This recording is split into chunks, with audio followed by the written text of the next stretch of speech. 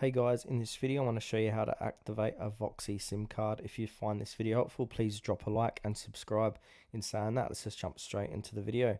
Alright, so in order to activate a Voxi SIM, please follow these steps that I've outlined. So what you first need to do is place the Voxi SIM into your phone, and then from there turn on your phone. So power up the device and wait for it to detect the SIM card.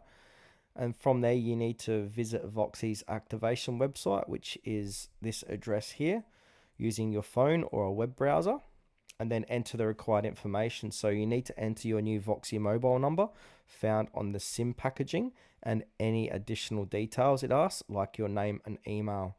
Then from there you need to sign in and register. So if you already have a Voxi account, sign in. Otherwise, create a new account to manage your plan and track usage.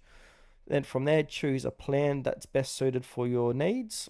You can change your plan later if needed, and then just simply wait for activation. So Voxi will process the activation, which typically takes a few minutes to a couple of hours, just depending how busy or congested the network is.